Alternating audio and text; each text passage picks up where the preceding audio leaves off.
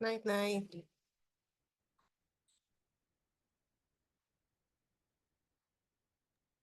Night.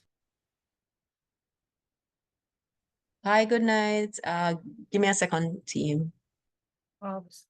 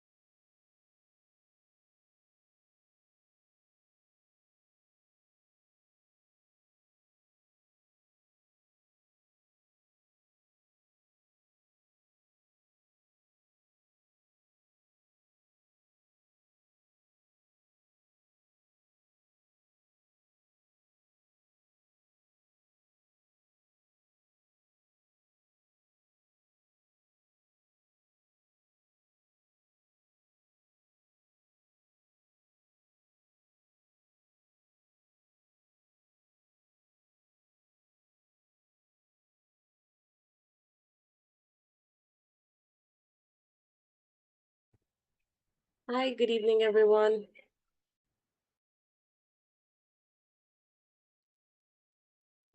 Myself. Hi.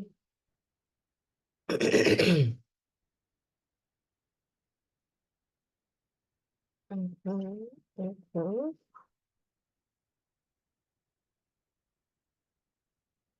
Why can't I find you? Interesting.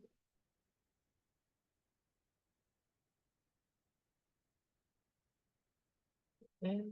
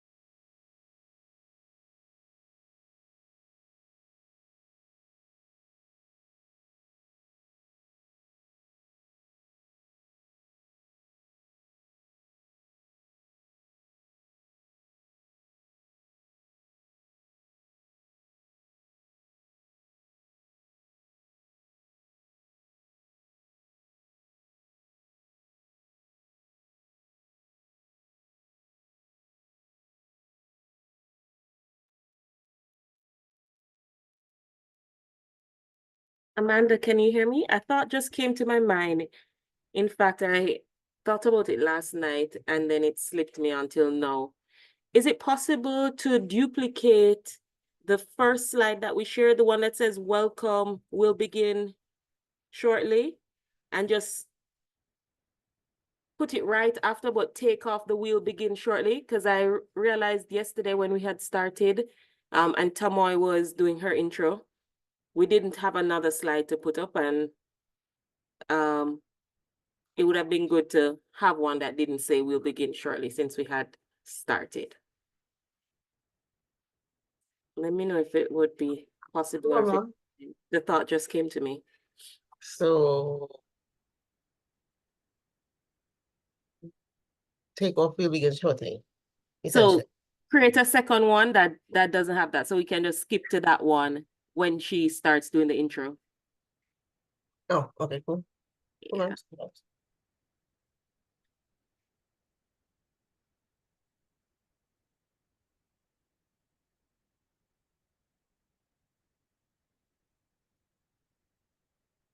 And Tamoy, you can also feel free to change the question for the giveaway tonight if you are so inclined. Anything that comes to mind. All right, no problem, Max. Yeah.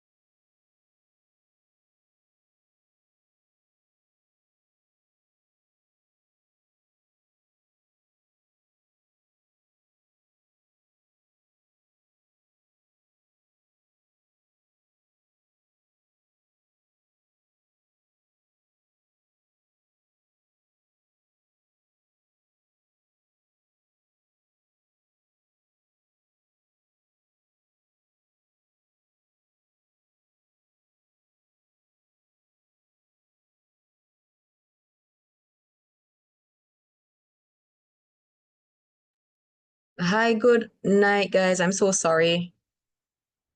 Crisis just before I had to take this call that took forever. How does my thingy look? Really, I wanna nothing. Hi, Nikita. You look fine. Not Thank oil you. hair grease there, not seeing you in the center. So you good. You're You good. know, the face could have used a little, you know.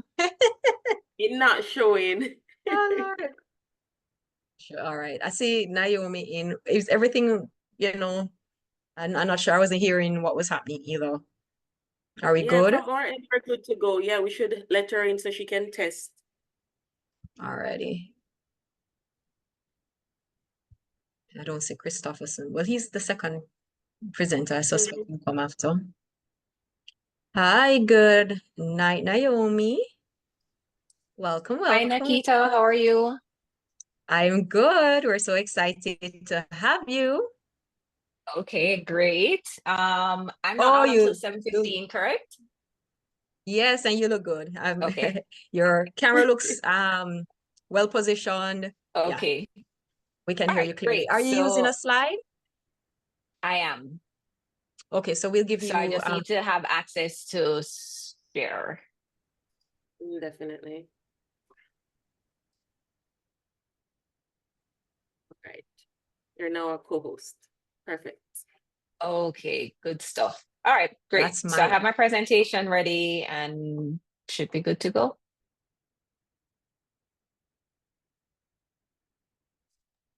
All right. Thank you. right, see you in a few. Okay. Bye.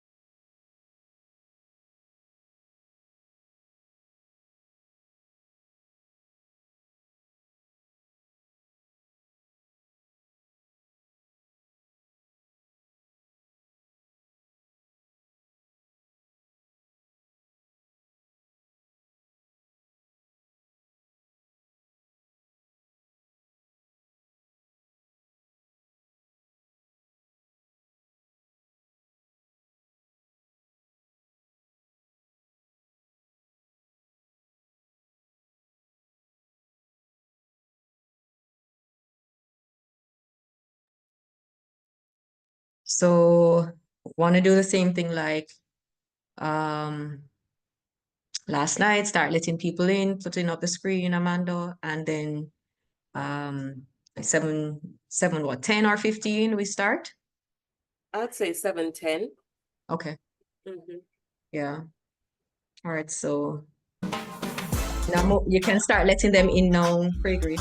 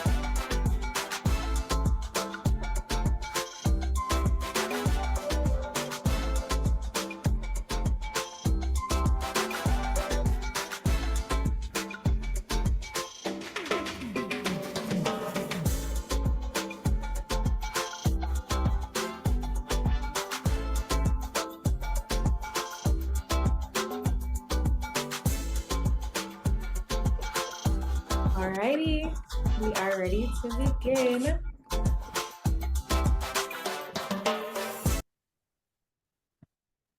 Welcome everyone to night two. And in general, I am welcome you all to the fourth staging of the UWI Young Alumni Advocates. That's the YAA Soft and Life Skills Conference. Now, this year, our theme is future proofing careers, building personal and professional resilience for success in modern workplaces.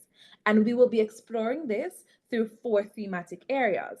Now, on night one, we were able to go through empowering professional growth through emotional intelligence. And that presentation was led by Kamala Mikumini.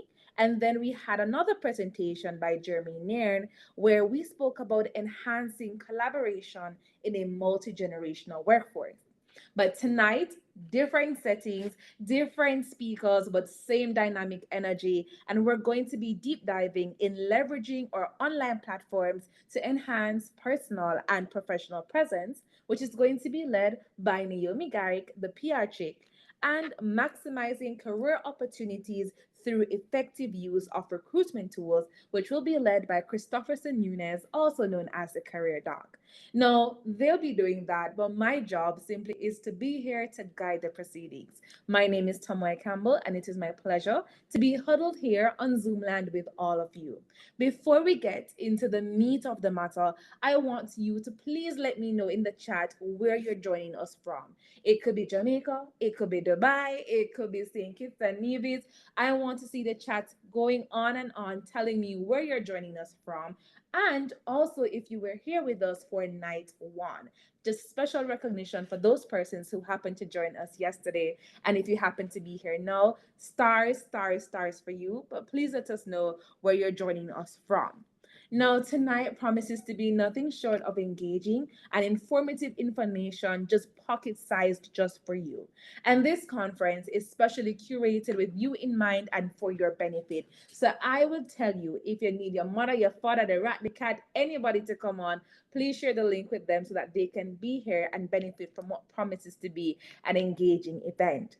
Now, as I said before, tonight's presentations will be led by Naomi Garrick and Christopherson Nunez. But just before we get to their presentations, I want to encourage you to stick and stay with us throughout the entire night because the YAA Advisory Board has some information to share with you about a new scholarship opportunity. So you definitely want to stick around for that. And carrying on with the same energy from last night, we're going to be having a giveaway. Now, Black Friday is around the corner. Christmas is creeping in. So if I were you, I would grab my pencil, my notepad, and pay close attention because you may want to stick around to get the opportunity to snag an Amazon gift card worth 50 US dollars. So you may want to stick around just for that. But we're going to hear from first the ideator and everything when it comes on to alumni relations, the queen of it all, Mrs. Celia Davison Francis. Now, Mrs. Francis will not be joining us here right now physically because she is away in London, but she has blessed us with a virtual recording, which I'm going to ask us to cue our attention to the screen just to see that for a bit.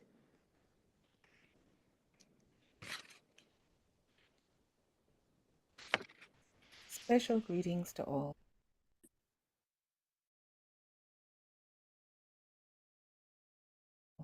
It is a pleasure to welcome you as the founder of the UWISTAT Ambassadorial Corps, a visionary program that, for nearly 19 years, has cultivated over 1,600 dynamic leaders who continue to excel and inspire as global advocates for change. These trailblazers are not only advancing in their professions, but also actively shaping communities and fostering innovation at every level. This conference is more than just a meeting of minds. It's a launch pad for new ideas, actionable strategies, and personal growth. Let the annual YAA conference be your annual springboard to achieving greater impact and unlocking your potential. Take this opportunity to learn, lead, and ignite change. Here's to an enlightening and empowering experience ahead.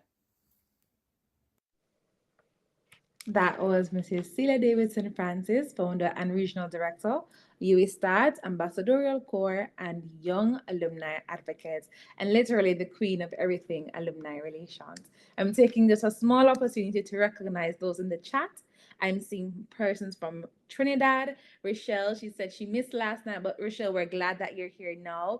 I see Miss Davy, she was present last night. Michaela, you were here last night and you're here now. So gold stars for you. Jamaica, Trinidad, Jamaica. Yes, I'll wait in Dubai. But you're on your way. You're on your way, but you're here from Jamaica. And I'm also seeing presence from the Commonwealth of Dominica. So happy to see all the representations here. And please feel free to share the link and get other persons to join. Now, I've been talking for quite a while, so it's my time to step back and for us to hear from our first speaker, Naomi Garrick.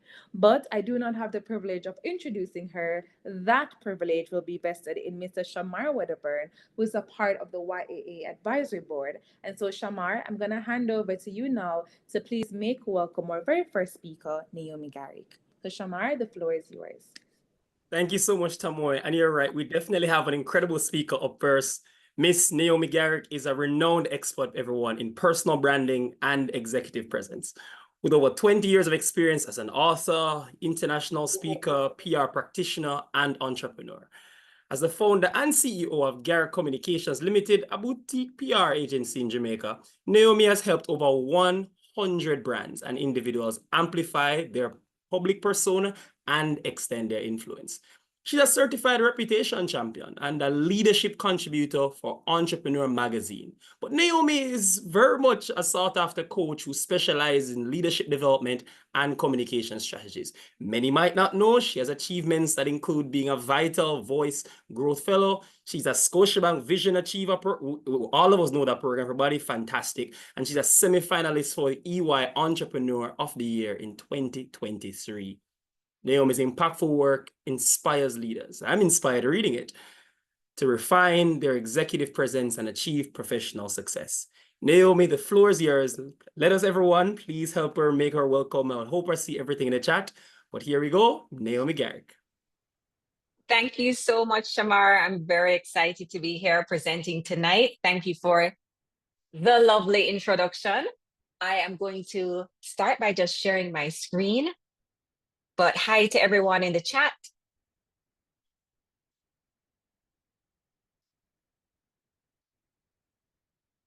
Okay, great. And you can just give me a thumbs up so that I can know that you are seeing everything on the screen and not just seeing me. Yes, we're seeing the screen. Okay, awesome. Thank you so much. So tonight, we're actually going to be talking about how you can leverage online platforms to enhance your personal and professional presence. What I'm really going to focus on are two key topics tonight. What is personal branding and why your digital footprint matters. So let's talk first about personal branding. We hear this term, we've been hearing it a lot, especially within the last 5 years. And some people still aren't quite sure exactly what personal branding is. Do I have a personal brand? Do I need a personal brand? Do I want a personal brand? What is personal branding? And the reality is that everyone in this room already has a personal brand because you are all actually walking and talking billboards for the brand called you. Your personal brand is simply your reputation, but sometimes we're showing up, but not necessarily showing up in the way that we actually want to project ourselves to the world. And so for you to kind of have a bit more of an understanding of what your personal brand is, you need to first get some clarity on exactly who you are. So you need to start with understanding what are some of your core values? What are you passionate about? What's your driving force? What gets you up in the morning? If you could write a personal brand mission statement that really speaks to who you are and who you want to inspire and impact and how you want to show up for not just the world, but for yourself, what would that look and sound like? And when you have clarity on who you are, then you have to start thinking about what is your unique value? What are you bringing to the table? What do you bring to the table because of your unique experiences, because of your knowledge, because of your skills, because of your expertise? And then when you have that clarity, you understand your unique value, the next step is communication. How are you going to communicate that effectively to your ideal audience? And who's your ideal audience? Who actually needs to know who you are and this value that you bring to the table? Dr. Seuss says, today you are you, that is truer than true, and there's no one alive who is youer than you. He also said, why fit in when you are born to stand out? So let's look a little bit more about exactly what personal branding is. Personal branding is first how you see yourself. But sometimes we may see ourselves a certain way, and that's not necessarily what we're projecting to the rest of the world. So your personal brand also becomes, what do others say about you? What do people say about you when you're not in the room?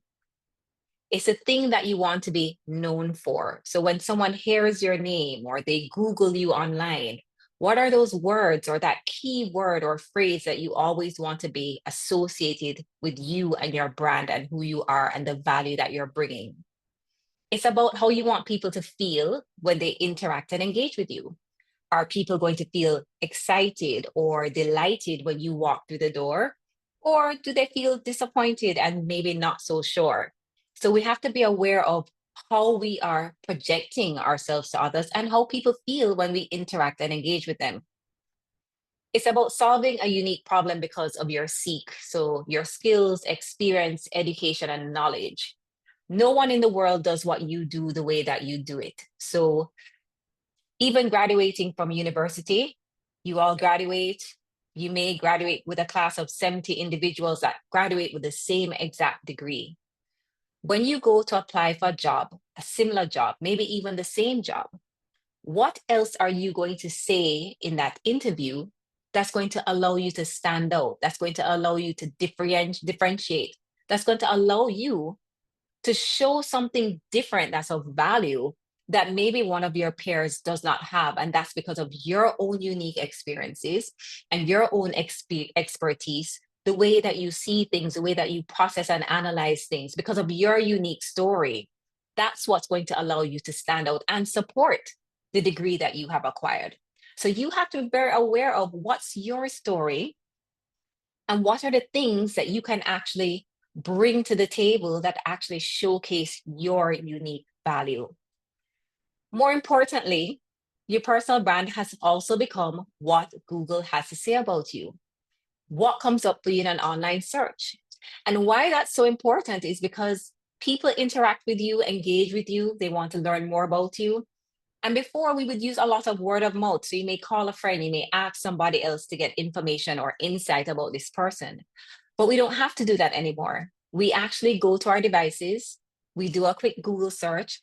We may look for them on Instagram, we may look for them on Facebook, maybe TikTok, maybe LinkedIn. That's where we're now going to get our information. And that's where recruiters are going to. So Google has become a very big part of your personal brand, and we have to be very aware of that. Some benefits of personal branding. One, you become known for a thing. It helps to build trust and credibility. It helps to position you as a thought leader or that go-to person. It also creates differentiation and distinctiveness. It can give you access to new opportunities. It helps with the positioning of your skills and expertise. And it gives you a seat at the table or even an opportunity to build your own table. So why does your digital footprint matter? Because everyone, everywhere is online. And what I think really happened is during the pandemic forced us all to jump online. We were having classes online, we were doing meetings online, we were interacting and engaging with everyone online. So even if you weren't an active user of social media or streaming platforms, now we didn't have a choice. And so that's where people were connecting, not just in Jamaica, but around the world. Opportunities were now available. It allowed you to quickly communicate with someone and get access into rooms that you did not have access to before. And so now, in 2024, we're all online. Companies are online, individuals are online, entrepreneurs are online, creatives are online, this is where we go to be discovered and to showcase our value, showcase who we are. Because the reality is, sometimes our online presence is the first and last interaction that someone may actually have with your brand. And so we have to be very aware of how we are showing up, and in some cases, not showing up in the online space. So your online reputation matters. Warren Buffett says it takes 20 years to build a reputation and only 5 minutes to ruin it. And if you think about that, you'll do things differently. So let me ask you a question. How quickly do you think it takes for someone to ruin their reputation online? I'm going to ask you to unmute if you're going to answer, because I can't see the chat since I'm on screen. But let me know. I want to hear, how quickly do you think you can ruin your reputation in this digital world today? You can go ahead, Raji.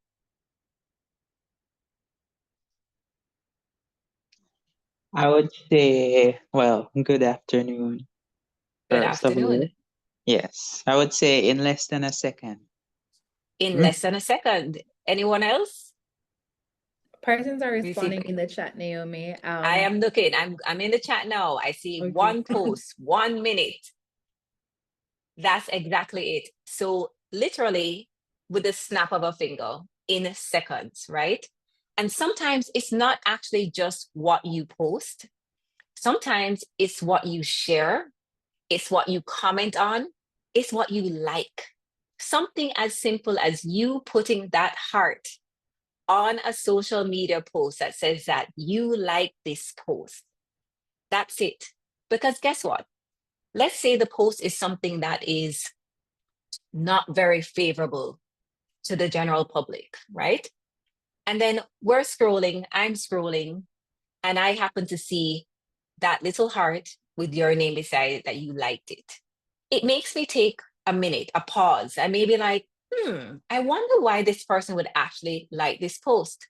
And I may start to question my thoughts around who you are and your personal brand just because of a simple heart or a like. And so we have to be very aware of how we are putting ourselves out there in this online space, because people are making decisions about how they engage, how they interact or do not interact with us, just based on how we choose to show up online. So we have to be very aware of how we are presenting ourselves in that online space. And when you start working with companies, what we also have to realize is that your personal brand also becomes a part of that company's brand, and that company's brand becomes a part of your brand. And that's why sometimes when we hear these articles in the media, hear these articles or hear these stories or read these articles in the media, and something happens with an employee at an organization, the thing that we always remember is the name of the organization and not necessarily the employee. So there is an impact and a responsibility for ourselves and even for the companies that we represent with our personal and professional brand. So here are 6 benefits of online branding. 1, it gives you an immediate platform. So now we have the ability to utilize these platforms. In most cases, it's for free, to really position our brands, promote, and tell people who we are, what we do, and the value that we offer. But sometimes we have these platforms and people have no idea what we do, what we're bringing to the table. You go on an Instagram page and you see a lot of different things, but it's not really telling someone, why should I engage with you? Why should I follow you? Why should I hire you? And so we need to realize the responsibility that we have with these various platforms that we have access to.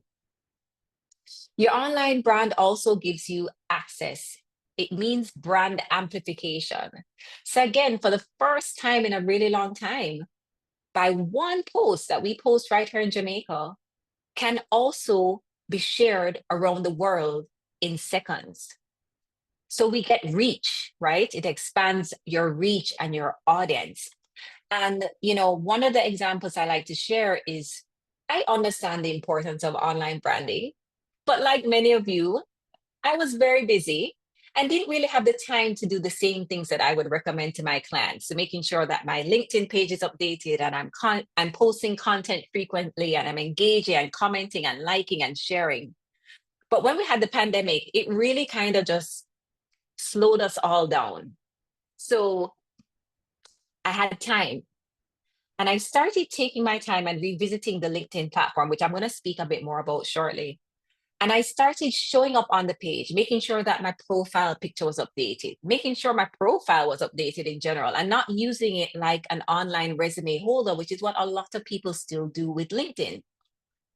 I started sharing value on the platform, not trying to sell something or even sell myself, but just giving my audience some more information about how they can be using their personal brand and especially the online brand to really build their reach, build their audience, create thought leadership.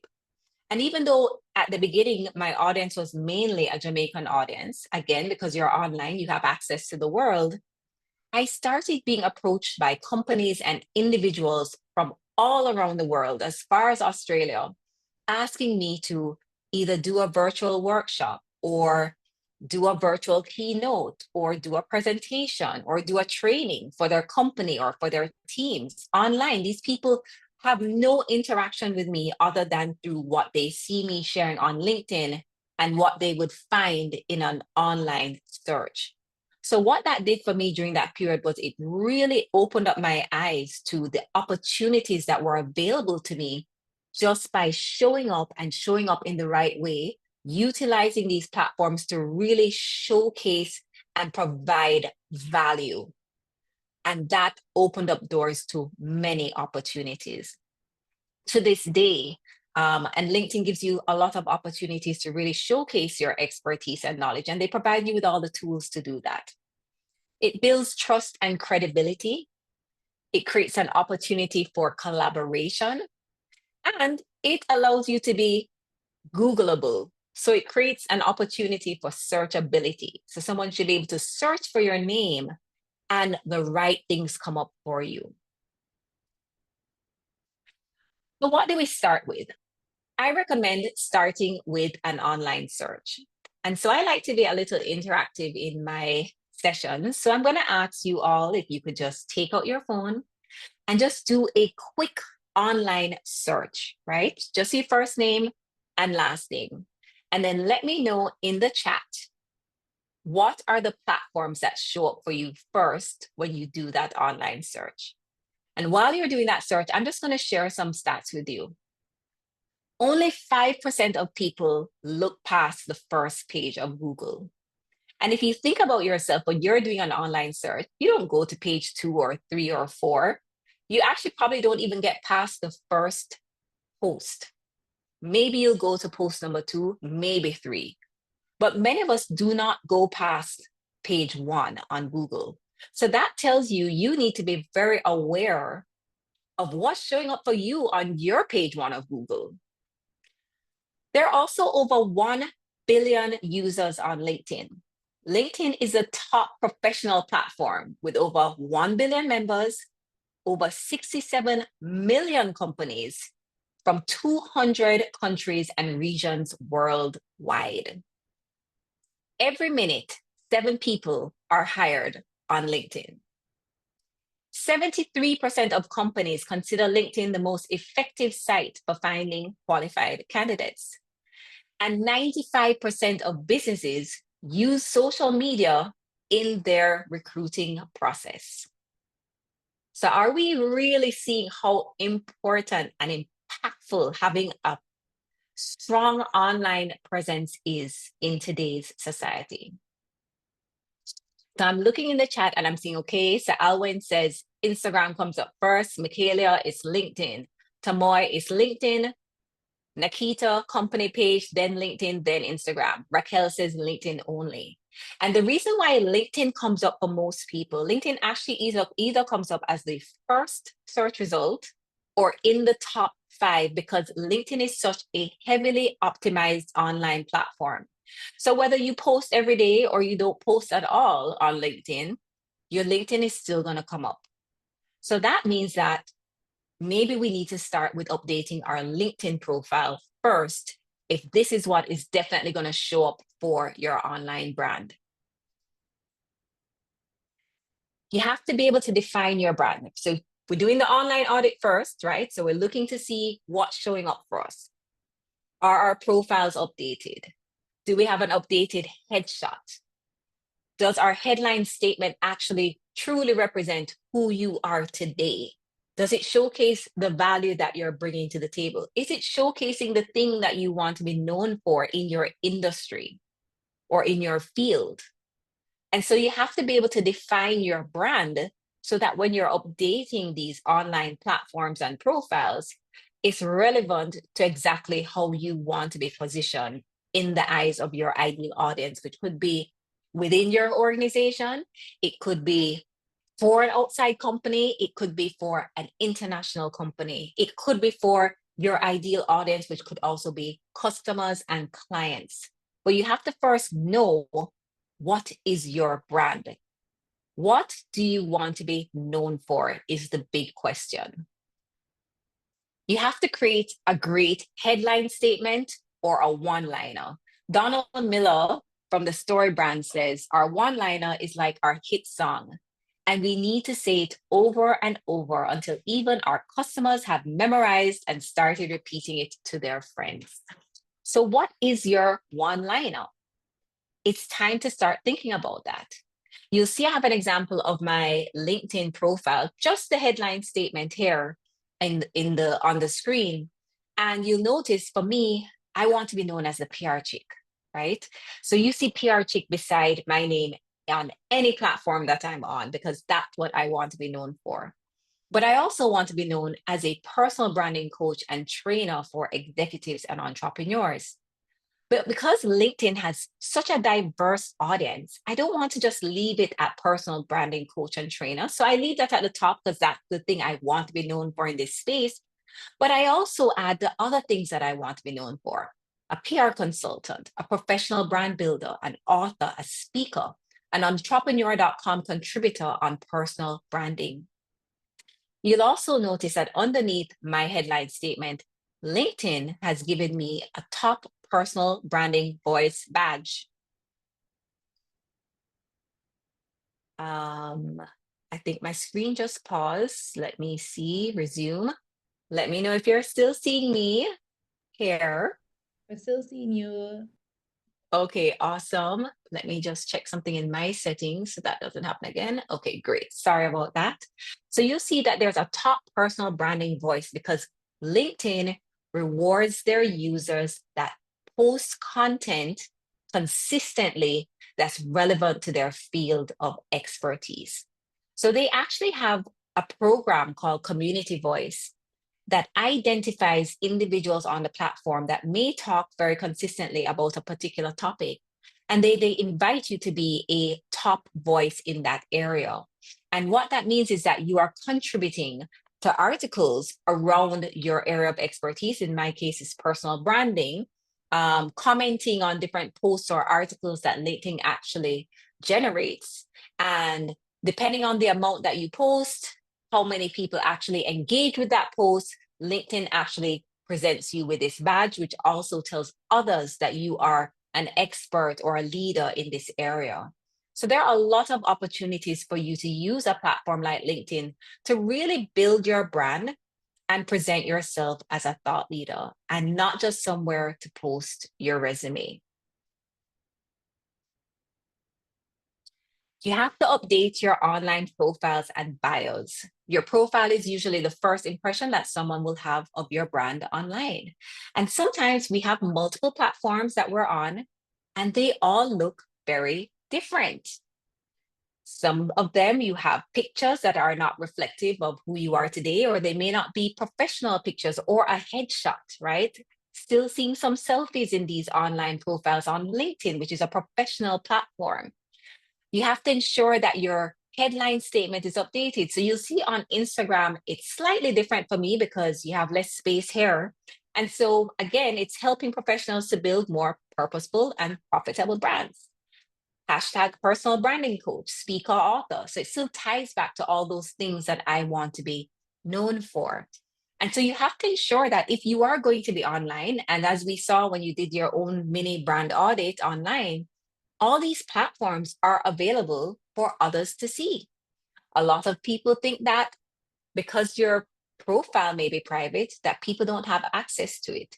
But the reality is that once you have a profile online, it is accessible to anyone else that can see it. So it could be a friend of a friend that gets to see your profile, not necessarily because they're a follower or because your profile is private. So then you want to make sure that what you have online is a true reflection of you and that it doesn't matter who sees your profile.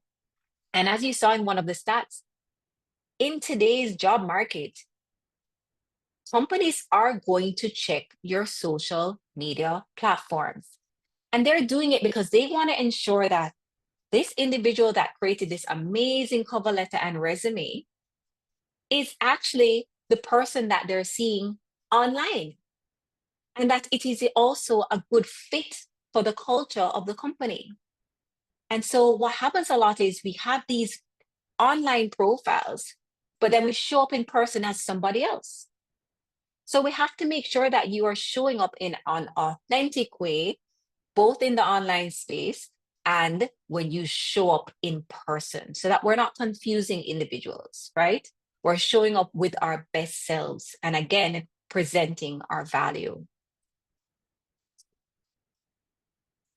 So some online brand best practices. The first thing is you have to get online, right?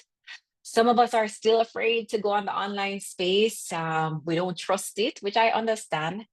But if you're not online, you could be missing out on some great opportunities that are meant for you. And it's because people are online looking for exactly who they need and what they want. And what you'll find now is back in the day, or just say even a couple of years ago, you only posted jobs in the newspaper, in the classifieds, right? That's where you put who you're looking for to work at your company. And now some people skip over that completely and only post online.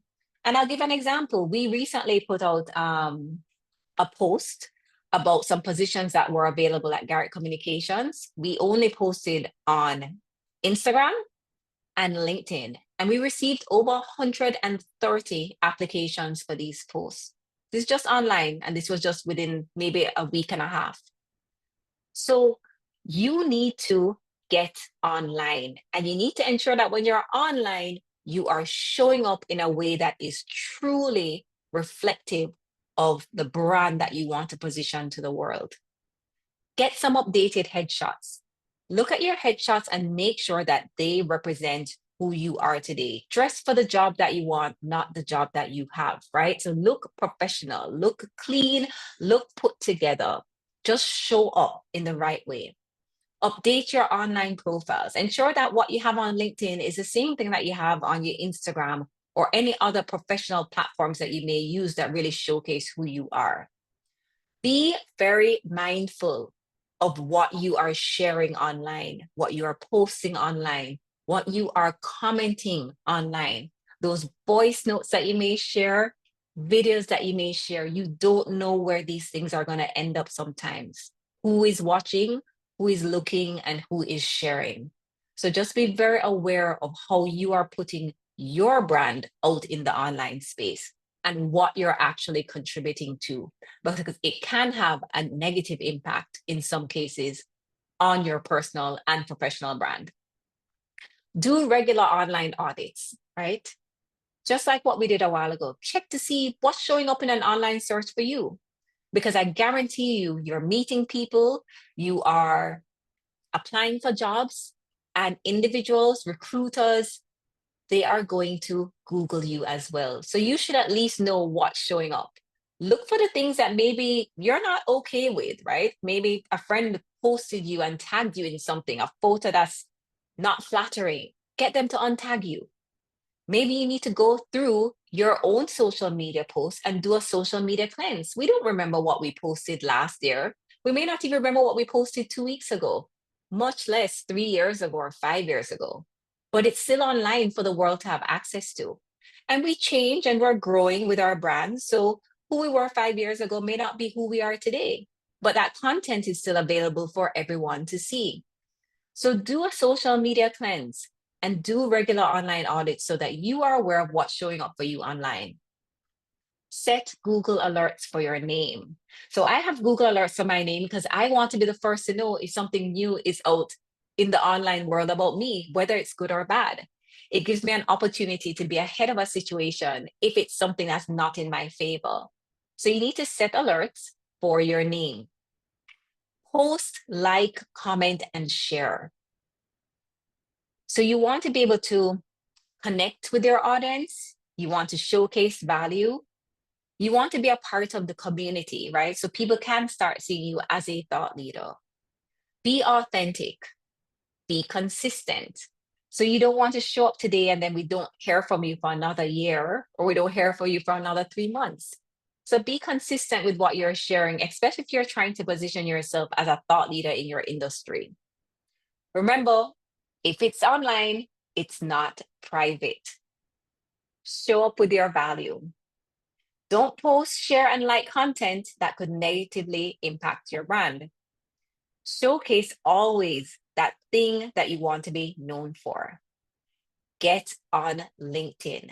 LinkedIn is where decisions are being made about you, your brand, and your abilities. Ensure that your profile page is updated, your about section is updated.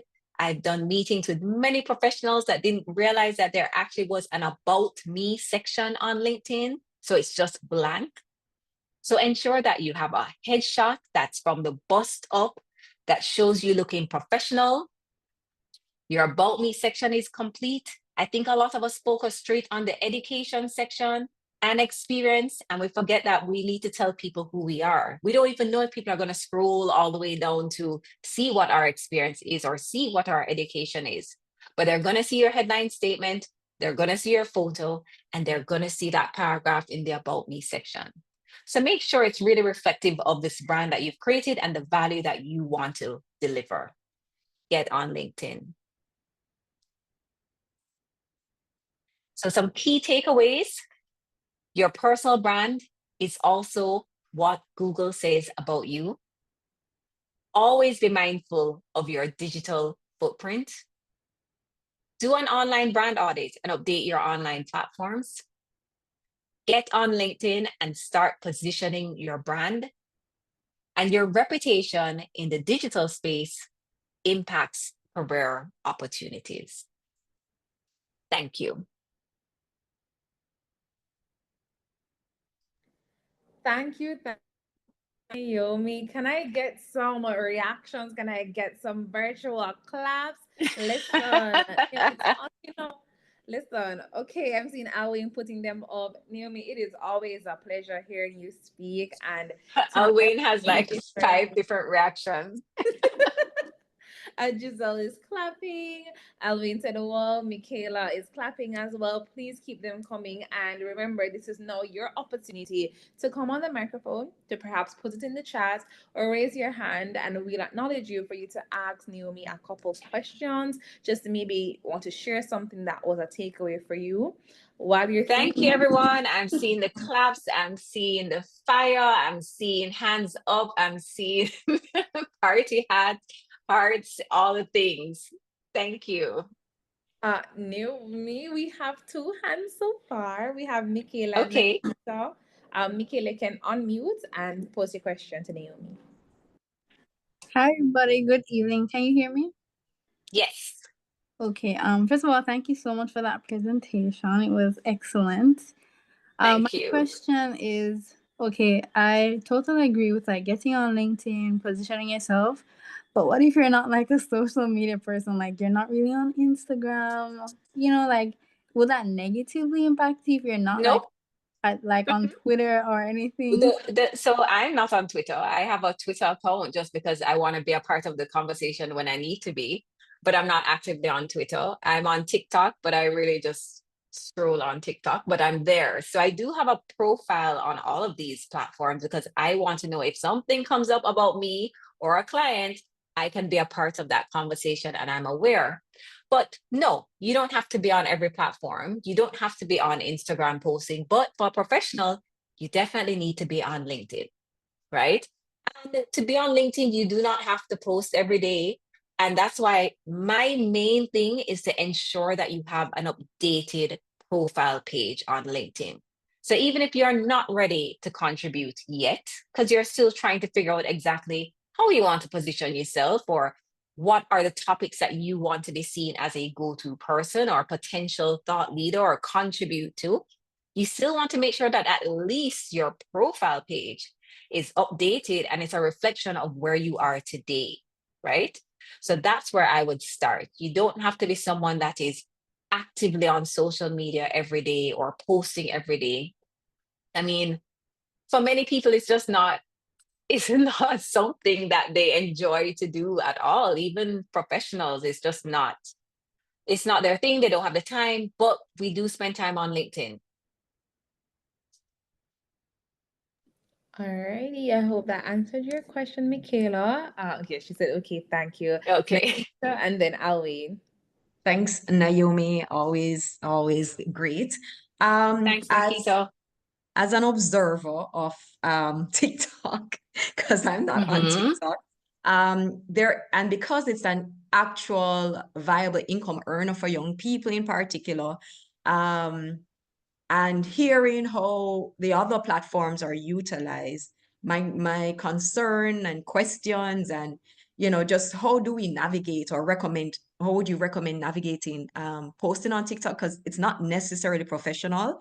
In some spaces they'll do all kind of crazy things to make money because they need, I don't know how you make it if it's likes or views, but they do crazy things that may not necessarily even align with their brand. And people want to make money, but I agree, you but also operate that's in a risky. That's being very risky too, right? So I yes. get wanting to use a platform like TikTok to make money. I scroll through TikTok all the time. So I mean, even for myself, I do see it as an opportunity, that platform in particular, because for younger people, that's their Google. They actually don't really use Google for it to find what they're looking for anymore. They search for it on TikTok, right? However, I understand the question that, some people go on TikTok with a different persona to, as you said, make money. But they're also looking for a professional job. And Yes. so that individual has to be very aware of how they're choosing to show up in that space and also realize the impact, whether negative or positive, that how they choose to show up on TikTok is going to play a role in their job interview or their ability to be considered for an opportunity. So it's like you have to make a decision, are you going to be an influencer on TikTok and make money, which I mean, we have a lot of people that do that and are super successful, or are you going to do it in a way that doesn't impact your opportunities at a professional career? So we have to just be very aware that, we can't have these two personalities and then be surprised when we're not chosen for the right opportunities. Thank you so much, Nick. Oh, is that There was a all second people? part because Okay, yes, sorry. There was a second part to it because there are other platforms like the 24-hour post platforms that I like to call it, like WhatsApp. I know it's not open to everybody, but it's open to your contacts, as well as Snapchat. Only because we think that because there's a 24-hour limit on it. Just want to It just takes a screenshot or a screen grab, a recording for whatever it is that you have on your 24-hour post to go viral. So again, to me, it's about the individual being aware of what they're sharing and the impact that it has on their other opportunities, and being comfortable with that. If you're comfortable with that, then okay, but just know that it definitely can impact other opportunities. And as you said, not because it's 24 hours, like a story highlight on Instagram, or as you said, Snapchat or a WhatsApp. I mean, I'm sure everyone in this room has gotten a WhatsApp voice note from somebody that it wasn't originally sent to them, right? It's just forwarded many, many times, right? Or a picture or a video. It's as simple as that. So again, it's just being very mindful and aware of how you are choosing to show up on these different platforms and the impact that it can have. All right. Thanks, Nikita. I have a question, Naomi, and then we'll go to Alwyn, and I think someone had some Sure. chat. Um, Someone said use an alias or do it faceless. So let me just comment on that real quick. That doesn't work. I'm very aware of many situations where individuals have created their alias page or faceless page, and then some way it comes back to the employer that this person has created this page and this is what they're doing, and then it impacts their job. So how about let's just not do it if we know that it's going to negatively impact your opportunity and ability to earn, would be my response. Or pick one, pick a side. Thanks, Naomi. Very quickly, and then I go to Alwyn. I want your advice on how to show up online in a way that perhaps is cohesive and tidy. So, for context, I'm about to become an attorney and I love everything media. So, I've created my TikTok platform called Legally Nerdy, where I break down legal stuff in a simple way. And then when Love you that. Thank you. And then when you go on Instagram, you may see hosting things that I do, my TV work, law achievements, etc.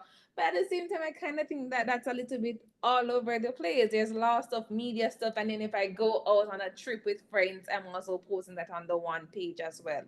Do you think I should be doing anything to separate it, or it's okay if it's all on the one page? So for that, my go-to response is separate.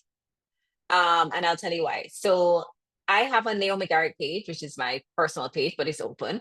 And I use that page to post about whatever I want to post about, right? Still reflective of my brand and who I am, but it's more like family, friends, outings, different things.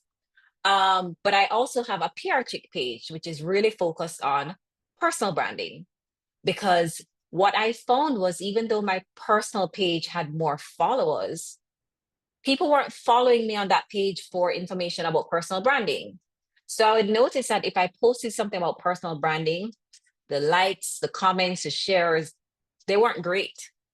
But if I posted the same exact content on my PR chick page where people follow me for that content, there'd be shares, there'd be comments, there'd be DMs, there'd be likes, all of the things, because those people are following me on that page for that particular type of information. And so I find if you are in a profession like that, it may be helpful to have a separate page, and you can use your main page to direct people that are interested in that kind of content to those pages that speak to that content.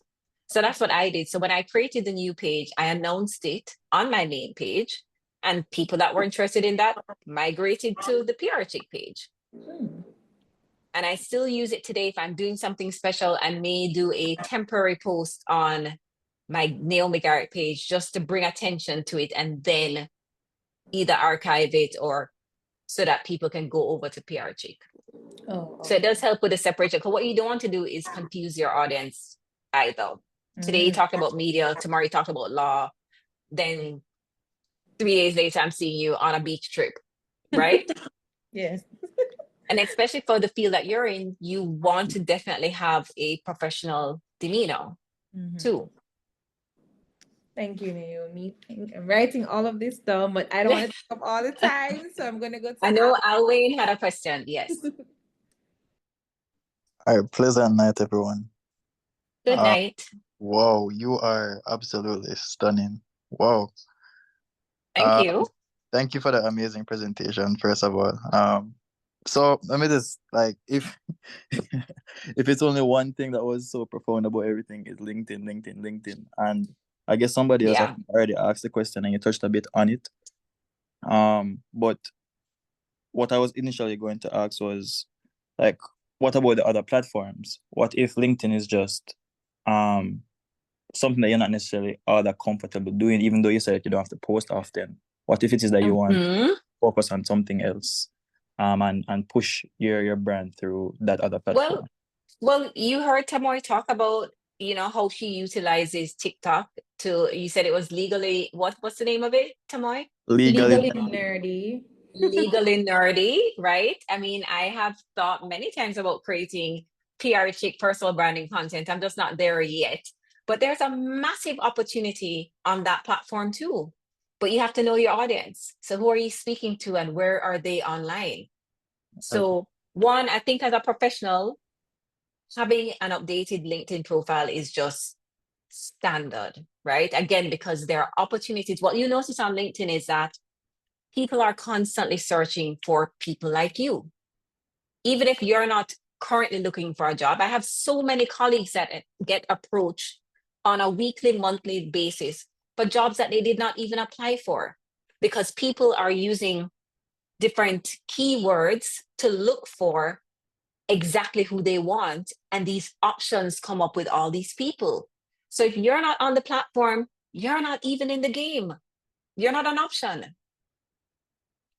So I think every professional should be on LinkedIn. But I do think there are lots of opportunities with these other platforms too. So you have to know who your audience is, who are you trying to reach with the content that you want to create, and then choose the platform that you're comfortable with. But don't not have a LinkedIn profile because you're not really comfortable with the platform. Get comfortable with the platform. Everything's available online. Google, ChatGPT. How do I set up an optimized LinkedIn profile? Here is my bio. This is who I am. What do you recommend I put in my About Me section, right? So we have all of these tools that just make it so much easier for us, right? So that's what I would recommend. Ensure that you have an updated LinkedIn profile so that you get to be a part of the conversation, right? You get to be searchable too for opportunities that you didn't even know were available to you. But if you have audiences that live on other platforms, explore those platforms and see where you can still present value in those spaces. Thank you. You're welcome. This question was posed in the chat. It's a two-parter. How do you get over imposter syndrome? And two, how can we become the go-to person for a subject matter? Imposter syndrome is a real thing that even professionals with years and years of experience still have.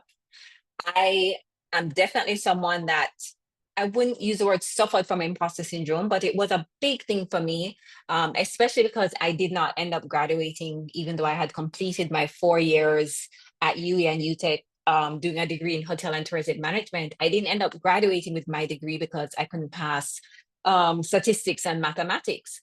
So years into my business, and my company is 15 years old now, for many years, I still felt a little bit of an imposter because I didn't have the qualifications on paper to say that I was qualified to do what I was doing. But I didn't think about all the years of experience, the clients that I've worked with, the team that I've built, all these things over the years that really positioned me and the company as thought leaders and experts in this space. And for me, it took a couple years for me to really understand this value that I was able to bring to the table and to my team. So imposter syndrome was holding me back for a while, and it held back my company as well. And so what I do recommend is I actually do a journey mapping activity. People tend to do it just one time, but what I like to tell some of my clients just to help with breaking that imposter syndrome is writing down the things that you have done on a weekly basis, on a monthly basis, looking at the end of the month and just writing down all the things that you've accomplished, all the things that you've done. Create a little credentials hit list So with all your degrees, certifications, workshops, trainings, big wins in your companies that you work at, small wins in your companies, just putting all those little things together in a special journal that you can always reference. And sometimes you can talk to people. So when you're feeling like that, speak with someone that you trust. One of the things I sometimes, tell people is create your own personal brand advisory board with those key individuals that you can go to and they can reaffirm you as well. Because it's a real thing, and it's not just for young people. It happens to very seasoned professionals sometimes too.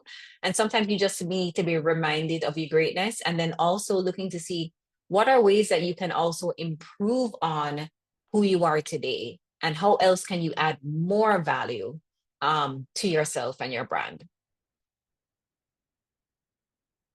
Thanks, Naomi. And the part two was how they would become like a thought leader or on their particular subject matter. You have to consistently, one, you need to know the material inside out, pick a thing, and you have to constantly show up talking about this thing. So that means you need to be showing up on the platforms, or you need to be showing up in interviews, or you need to be showing up in your company, or you need to say, pick me when there's an opportunity for a speaking engagement, or to work on a project, or to do a presentation for your group, right? People need to see and hear and believe that you could be the expert in this space, and it needs to be consistent. Because what you want is, when someone Googles, they may not know your name as the expert, but they may be looking for that topic. You want to make sure that you're coming up as an option when someone Googles those keywords for the topic that you want to be known for. And so in order to do that, you have to be showing up talking about it. Thank you so much, Naomi. I'm looking through and we don't have any more questions. I just want to say thank you so much for your presentation. I know you had a contact slide, but if you could also put it in the chat. So if we wanted to reach out. Sure. So Great. I'll just put that in here, everyone. Okay, no problem. I'll put my handle, and that's Instagram. LinkedIn is just Naomi Garrick. And website is I am NaomiGarrick.com. Thank you, Naomi. So we're going to move on to the next presentation. So if you want to stay around with us, that would be great. But if you have to, Sure. I want to also just thank you one more time for your presentation. Can we get some more reactions in the chat? Thank you. And I saw that other question. So for anyone's question that I didn't answer, you can send it to me as a DM on Instagram, and I will try to get back to you on it this week before it ends. Lovely. Thanks again, All Naomi. right. Thank you, guys. Have a great night. Thank you so much. All right, ladies and gentlemen, we're getting our program on the way. And just before we get into the presentation by Christopherson, we're going to invite Nikita to our virtual stage, who's going to share a little bit more with us about the YAA Legacy Scholarship. So, Nikita, the virtual stage is yours. Oh, I see the presentation first. So, is it that we're going to do Christopherson's presentation first and then the scholarship? I'll go first. So Christopherson, just give me 5 minutes because it's just a quick launch. We just want to get persons aware about what's coming, something that we're, of course, starting as in our 4th year of this conference. And so I really just want to say good evening, everyone. On behalf of the board and team of the Young Alumni Advocates, it is my absolute pleasure to launch the YAA Legacy Scholarship Award. The purpose of this scholarship is simple but powerful. It is to provide financial support to a deserving final year student at the University of the West Indies. And though, yes, we know that this conference is open to anyone who is going anywhere, don't even have to be in college, you never go to college at all. We are actually focusing this particular scholarship on our U students because if you did not know, the YAA is formed out of the body of UStat. And so we're continuing our legacy through this particular program we have here, as well as the scholarship. So our goal is to offer an annual award rotating among our UWI campuses each year. Yes, we have several campuses, but we don't have it just yet to be providing to somebody in all the campuses, on all the campuses. So we provide to a student who exemplifies academic excellence, leadership, and community engagement. So it's really drawing on the inspiration of who UWI alumni ambassadors are. And that's the purpose of this scholarship, to continue that particular legacy and to strengthen our relations between current students and the alumni community. This is exactly what UStat means. Student today, alumni tomorrow. So it seeks to inspire our scholarship recipients and others to carry forward the legacy of the YAA contributions, but also ensuring the continuity of a supportive UWI alumni community. So we know, say, KC, Calabar, what other school them where say you really think that they drink something over there, that they're super patriotic. We know, say, as Jamaicans, we're very patriotic when we're off our soil. But we want you to be that as well. We want to embody that same feeling, and we feel like a scholarship will also do that while helping someone. So this is more than just financial assistance. It is an investment in a student's potential to make a difference. So the awardees are people who we see who are going to go on a particular trajectory, who we want to encourage on that journey through mentorship and this support as well. And so we're building people, we're building communities, we're building youth, we're building professionals through this scholarship. A lot of us benefited from some of that coaching and some of that support, and we want to continue that legacy through this conference and through the YAA. So the intention is for us to provide approximately 2,500 US dollars, or whatever, because we know so that might change. Degrees don't stay standard. So whatever the equivalent for a general degree, we are hoping to at least provide that to a student. And like most scholarships, we will have an application process. We will ask persons to provide relevant documentation, such as status letters, a transcript, whether unofficial or official.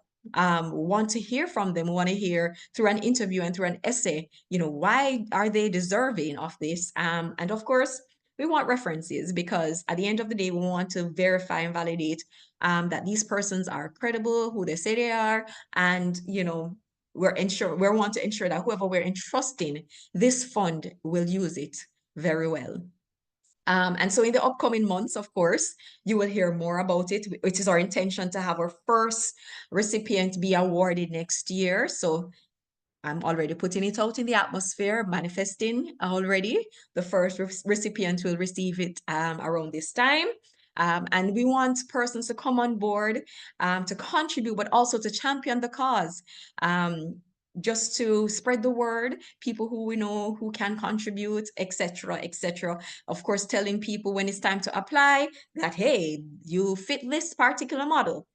So yeah, the the YAA Legacy Scholarship Award by the Young Alumni Advocates. Thank you for being here today to celebrate this particular milestone.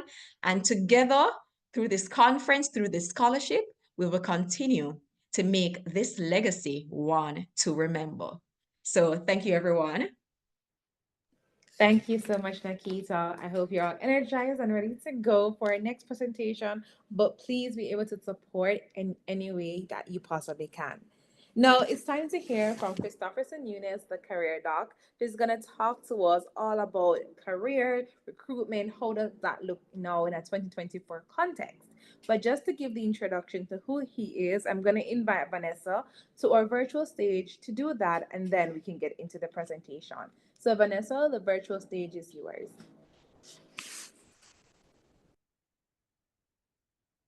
So good night, everyone, and thank you, Tamoy.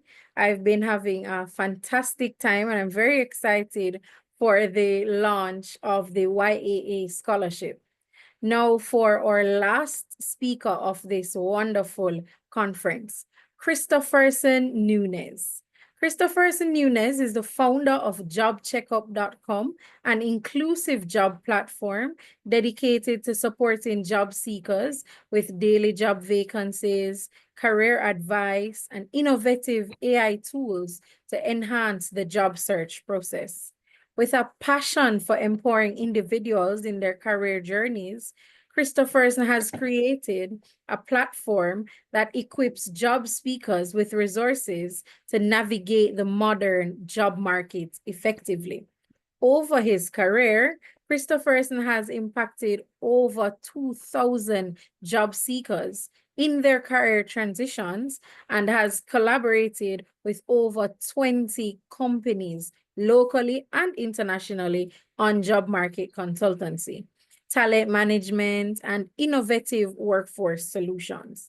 In March 2024, he partnered with the Montego Bay Chamber of Commerce to plan and execute a successful job fair that brought together over 500 job speakers and over 20 employers, featuring interactive career workshops, one-on-one resume reviews, and professional headshots.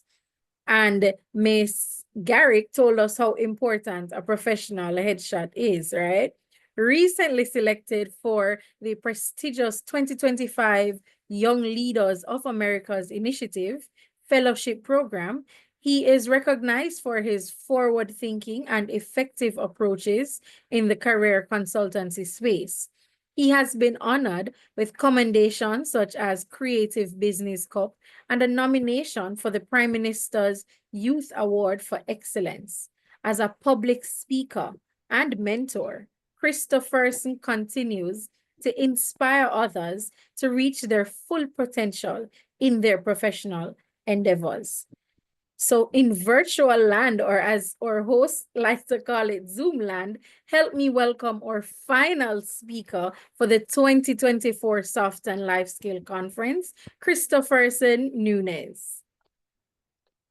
You know, that's a big introduction. I appreciate it, guys. Good night, everybody. Good night, good night, good night. I hope everybody is doing okay. Yeah, so it's very funny because every time I hear that introduction, I've literally been boxed with imposter syndrome at times. But like Naomi says, good to reflect on the big wins, the small wins, and let's have a sense of gratitude. Yeah. So today's topic is maximizing career opportunities through the effective use of recruitment tools. That's a lot of big words for Elmo. So before we get there, let's share with you my team, myself, my two supportive, I'll call them strong leaders in my team, Reno and Amanda. They have experiences in terms of building our resumes, help with career development, recruitment, you know, a whole operation. So think of me as the madman that creates the ideas, and these ladies just help me implement it at the end of the day. And of course, it's all with appreciation and gratitude, right? So before we think about recruitment, we always think about, you know, the resume. Did you guys know that the world's first resume is literally over 500 years old? Meaning that Leonardo da Vinci himself wrote one to the Duke of Milan, literally telling them, say, hey, I have these skills, I have these expertise, and I can help your city in times of peace and in times of war, right? And what really helped with Da Vinci is he personalized his resume, of course, his letter. He showed his scientific insights, his expertise, in his geniusness in a sense. But of course, he showed his value as a candidate. He showed how he could help the city in times of war, you know, in terms of building beautiful buildings and art and enhancing the aesthetics of the city. And of course, it helped him to get future projects because his work spoke for himself. You know, people know him for the paintings like The Last Supper and stuff like that. So it's pretty much the same classic timeless things we all know in every resume, but a resume now in a modern way is similar in the sense of, you know, everything. So what we know in school is basic things like, you know, summary, the work experience, education, the skills, expertise, all that stuff, right? But I want you guys to keep these principles in mind.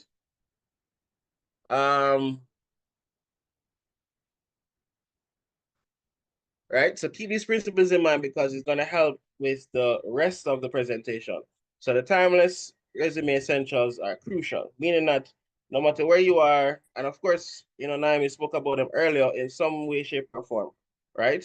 But nonetheless, keep these four things in mind. So we're going to talk about modern resumes, modern recruitment. 2024, my first job, funny enough, was through a competition via Facebook. And if I told somebody that years ago that I can get an internship via social media, they would laugh. But now it's almost a norm. It's almost an expectation now, in a sense, to get maybe your internship, summer jobs via social media. And that's how the world has, evolved and grown and has changed. And of course, it's at different layers. It's at different, I'll call it digital anthropology behind how we navigate these platforms. What are the expectations of our users and stuff like that. But nonetheless, we have an evolved way of getting a job or even building our career. So first of all, I like to use people we know and trust. So Naomi has her own website, her own platform, her own digital real estate that showcases who she is, her expertise, her education, and her skills, and then of course a quick summary. And of course in the digital where she can leverage insights into how many persons are on her website, where they're coming from. Maybe she can do a lead list in terms of like a discovery call just to get interested clients or prospective income streams on our page.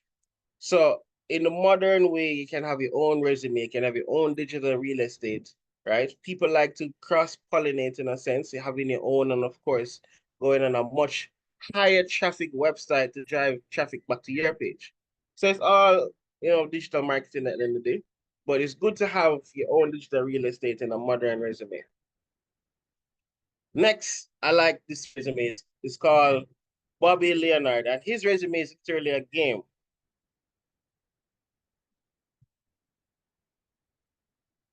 Sorry about that. So his resume is literally a game where it goes through similar like Mario. You move left and right, up and down, you get mushrooms. And of course, as you progress through his game, it shows his skill sets, his expertise.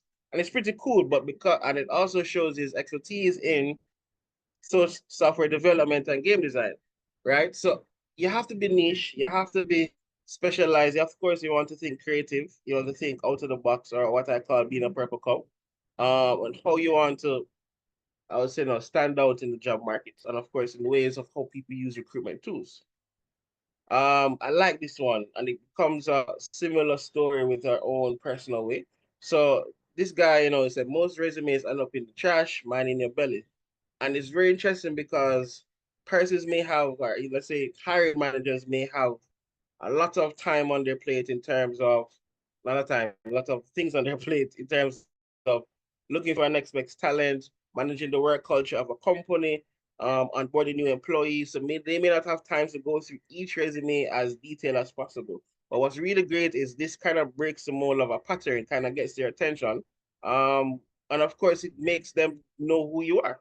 And a similar story for us was we wanted a intern on behalf of our client in our previous venture, and somebody literally even PO boxed a shoe and said, "At least I got my foot in the door with the resume inside the shoe." And that really stood out for us because it was personalized. It kind of showed their way of thinking as a marketer, which we wanted.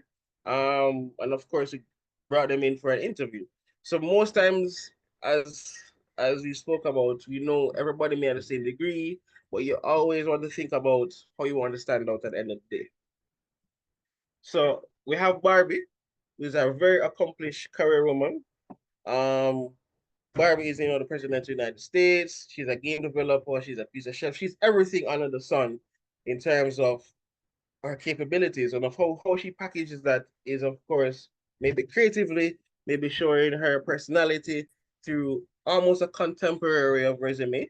Um, and of course, how now she's the next step I call distributing in all the different channels, right?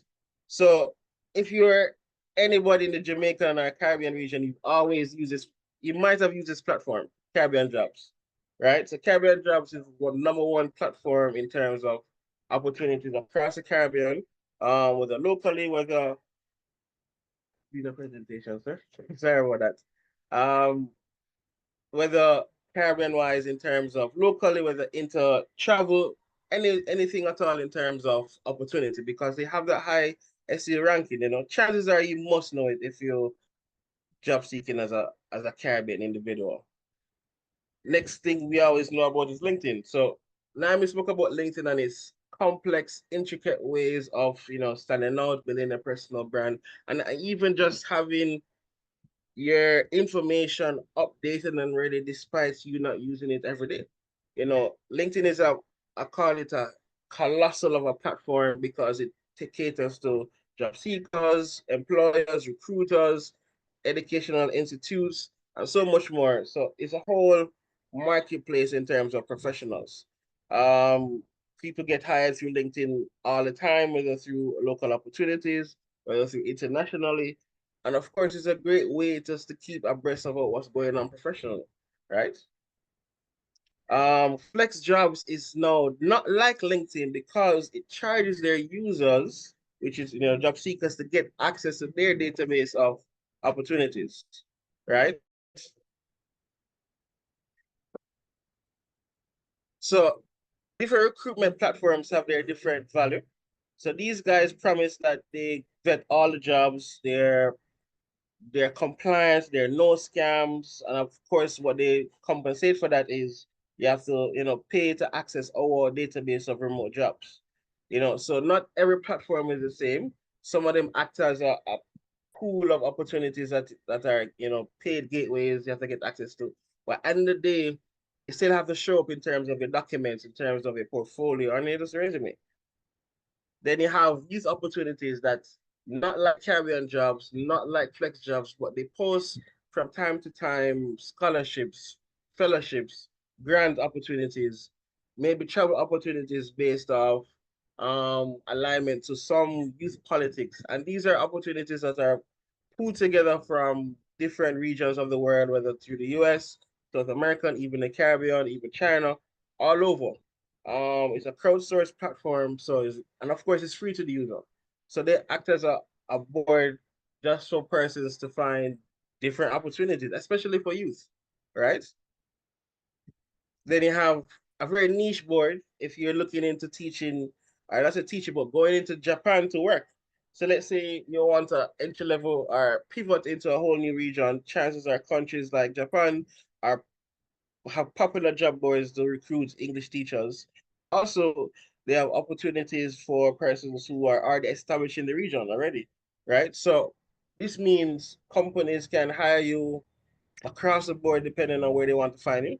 So if you're somebody who wants to maybe move to Japan, this is a great recruitment platform that hires international candidates with a first degree, of course, and not just only to teach, but of course other opportunities. But based off statistics, chances are if it's 100 positions, maybe 70% of it is teaching, and the rest could be other opportunities, whether through marketing, sales, or other areas. But nonetheless, they have a platform that's really high on that recruitment area. And then, of course, our own platform that we utilize locally in terms of how we want to shape and be accessible for candidates across the Caribbean. And of course, make it affordable for employers to find candidates as well. We want to be user friendly. We offer expertise in terms of salary insights because not much persons know about those salary transparency in Jamaica. We offer career advice. And of course, we have our own tools that we're experimenting on launching in terms of our own interview prep, AI and career development, AI and all that madness. But nonetheless, we're very proud of what we're doing. We've launched in September of this year. And since then we've had over 1,000 jobs on the platform. Persons can view it, and what's really cool is employers get their resumes directly in their inbox. So, and this is just to say, guys, recruitment platforms, tools are a dime a dozen.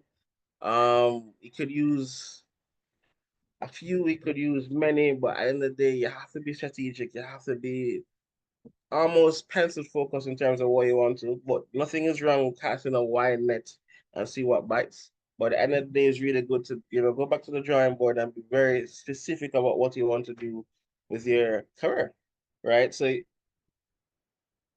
because at the end of the day, careers aren't linear, meaning that you can start from anywhere, anytime with your career. You could turn an entrepreneur, you can go back to maybe a 9 to 5, you could go back to school, you could travel, you could maybe do a whole new pivot. But nobody's career is gonna be the same. Nobody's career is gonna even have the same benefits and reward and even same impact to each other. So, and this is because at the end of the day, I know the whole recruitment process can be very daunting and very stressful for graduates and professionals, especially on the mental health level. Because let's say you're sending out these resumes and you don't get a call back. You you're wondering if this company is even real. You're wondering if your 3 years at uni make sense, if your studies agree, if you're wondering what's going on. Because especially with social media, it's very easy now to compare yourself with other people and stuff like that, despite you're using it for finding a job, right? So it's a double-edged sword at the end of the day. But just being very empathic, but whereas your careers aren't linear. And this is just a kind of follow through where slow progress is better than no progress. So sometimes it's good to say, hey, maybe part of my recruitment strategy is I'm gonna send 3 resumes to this company a day, right? And that's just to keep momentum and movement going around. Maybe you just want to talk to 2 additional persons in a career space that you want to tap into and ask for introductions. Maybe for the months of January and February, you want to get up more and network. So it's really good to have some form of progress. But like I said, it's better than no progress. And as of course you're learning, we build on what we know. We build on what we our expertise, we build on all of these things as new layers. We build on them to pull them back in maybe in a new way, shape, or form in such a creative light. And that's very, I would say now, strange things about career because you can pull things from maybe your first time as a job in terms of an intern and you hey, I can now implement this type of thinking where we are now. So don't think of your experiences and not say the experiences is the good one. Let's say even the no's, the rejections, because they build on what we know. Sometimes it's really good to ask and say, hey, what could I do better the next time? It could be from an interview that you got rejected from. Or maybe you didn't get a accepted for a presentation or a fellowship. It's really good to ask and to learn from it as well. So just to close, at the end of the day, a job recruitment, everything can be very daunting. So take it easy, take your time, don't compare yourself to everybody else, and sign up for jobcheckup.com. Thank you guys for your time. Any questions? Thank you so much, Chris. Can we get a round of applause, please? The reactions, the energy, we got to keep it going. Thank you so much, Chris. I'm seeing them coming through. Thanks so much, Michaela. And this is the opportunity for you to ask your questions. As always, you can post them in the chat and I'll read them aloud. Or you can raise your hand, we'll acknowledge you, and then you can open up your microphone and ask your questions.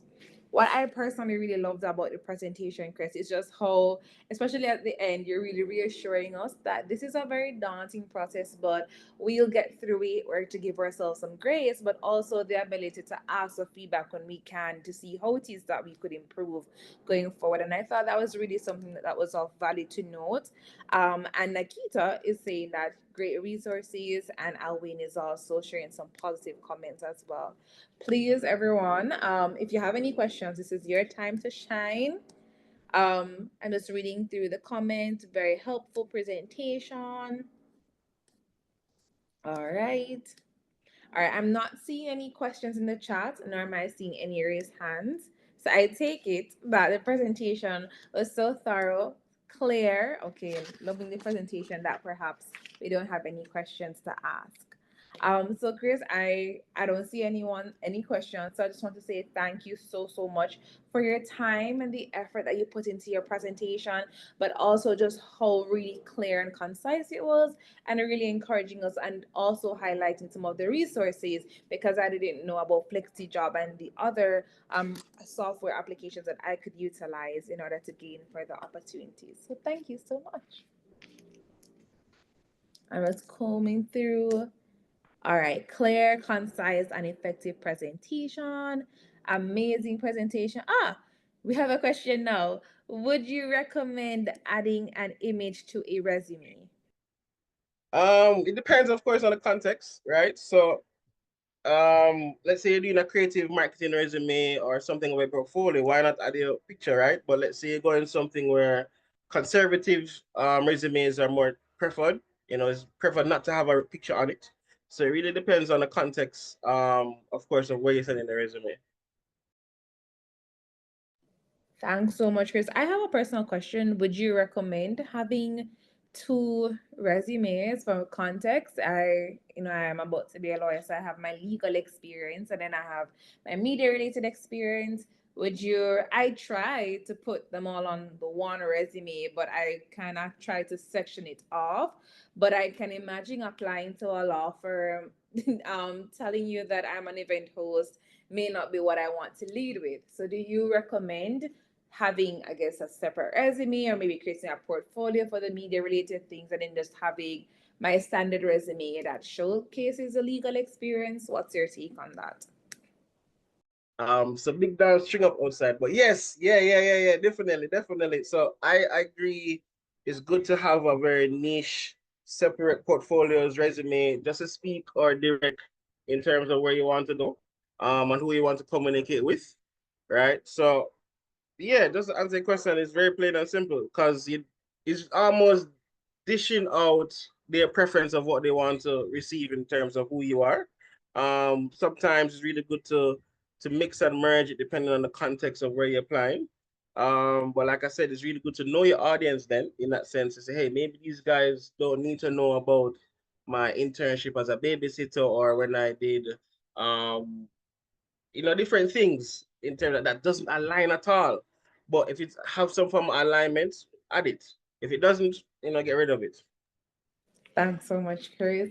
We're not hearing the big dance outside, so you don't have to fret yourself about that. And Sean and Sherry Dean said thank you, so you had answered her question well. So we are closing out the show, but just before we give the formal thanks and all of the flowery stuff, we're gonna have the quick giveaway. So last night we had asked person to just please tell us two key points that stood out to you from both presentations. And so we're gonna ask the same question this time. And so please let me know. Whoa, David. I didn't even finish, and I saw David's hand go up so quickly. David was the first person I saw. All right, David, let me just read the question for the benefit of everyone. Could you please share with us two key points from Naomi's and Chris's presentation? And based on this how well you answer, I guess we'll determine if you are deserving of your Amazon gift card. So, David, you have the floor. Okay, great. Good night, everyone. Night, David. Okay, great. So from the first presentation, I must say, personally, I never took online presence as serious. And she highlighted a point to me because I actually Googled myself and I was shocked when I saw myself. It was about 5 points down, and I looked at it and I'm like, I really don't have my LinkedIn updated. So that online presence was an eye-opener for me. I personally thought that was more a thing for like marketing people or people that are trying to be out there. I never know that a general normal looking at regular work, I should factor in this online presence side. And from Chris's side, I found, well, he opened my eyes to a lot of online opportunities in terms of job searches. And I definitely will be looking to that FlexiJob one That one stood out most to me, even though he mentioned that there is a cost fee. I am kind of for that, being that they say that they vet the jobs, and I'm feeling like it's more of a guarantee. I don't have to do too much research on my end. So those 2 points stood out the best to me, and I enjoyed tonight's presentation. Thanks to everyone. Good night. Thank you, David. All right, so I don't want to be the one to determine who is going to get the prize. Max and Nikita, I hope you can jump in here and assist me. I'm going to allow Halloween and Michaela to also attempt, and I guess based on the responses will determine who is deserving of the gift card. Halloween, you are acknowledged, and the virtual stage is yours. Halloween, you gone now. We're giving you the time to shine. I'm not hearing from you, Halloween. Michaela, are you there? Yes, I'm here. All right, Michaela, please share with us your two key takeaways from both presentations. Okay, so good night again, everyone. So from the first presentation from Naomi, the major thing that stood out to me was personal branding. You know, she mentioned first we have to define what it is, that being our reputation, whether that being what Google says about us or people are saying about us in real life. And then I think she let us do the activity where we looked up ourselves on Google. And so she said, to help basically like better our personal brand, like we first have to like define what it is, like who define like who are we and what value do we add. And then after like we define those things, she mentioned like, okay, we have to choose to like communicate that to the people and where we communicating. Yeah, I remember that, like choosing like channels and so on. So that's what I got from her. Oh, yes. And then the digital footprint. Yeah, that was good. David mentioned that as well, like, because everyone's like on the internet, so every company is like looking at who you are outside of what your resume says, because you want your brand to align with like the company's brand. So they're searching your socials and LinkedIn. And then what I got from Christopherson, I'm sorry. What do you call it? Presentation the most is the resume part. Like I think Naomi mentioned it too about like skills, knowledge, experience, expertise. Like he was mentioning that every resume should have like your essentials, your summary, education, and so on. And that, you should probably like try to differentiate yourself in the market, like he mentioned the person who sent him a shoe with the resume in it. And so, whether it's an attention grabber, just somewhere to stand out in the job market. And like, as David said, he mentioned the different recruitment sites, Caribbean jobs and so on.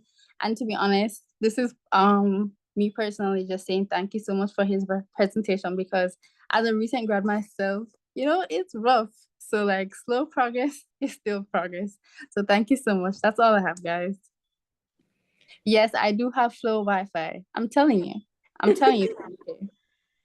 Thank you so much, Michaela. No, forgive me. I was a little bit carried away because I wanted to hear all the feedback, but I'm reminded of the rules that he was the first person who raised their hand and spoke. So that would mean David would claim our prize. But I'm so happy that you walked away with so many nuggets, Michaela. So I'm just gonna ask David to message me on the platform with your name, your phone number, and your email address so that we can organize getting you your Amazon gift card. Now, ladies and gentlemen, I can always say all good things must come to an end. And I want to just thank you all for being such an engaging and as an amazing audience. When I asked for reactions and energy, I got it, and I always love that. So, gold stars for you. And as you can see, we have projected on the screen a poll to get your feedback as to how tonight's session was. We did it yesterday and we did it now. Your feedback is so important because it is from this that we will know how to improve and let the other conferences be just as amazing and better than the one before. So don't hesitate in casting your vote.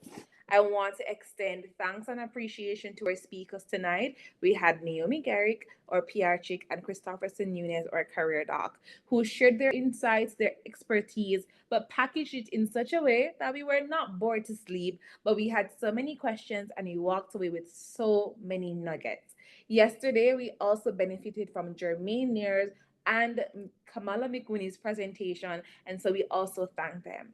The hearts and hands that went into this, all of the persons on the YAA advisory board.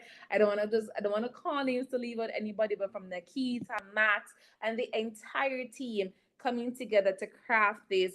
Kudos and thanks to you, and virtual hugs to everyone who made this possible. We want to really shout out Mrs. Celia Davison Francis, always being the queen of everything alumni relations, and everyone who tuned in, whether you're from Trinidad, St. Kitts, Dominica, Jamaica, Dubai, wherever. Thank you so much for tuning in. Please remember to cast your votes. And please definitely support all of the UE activities, all the upcoming activities that will be put on by the YAA, and support, support, support. That is the main theme. Ladies and gentlemen, my name is Tamoy Campbell. It was my pleasure being your moderator tonight.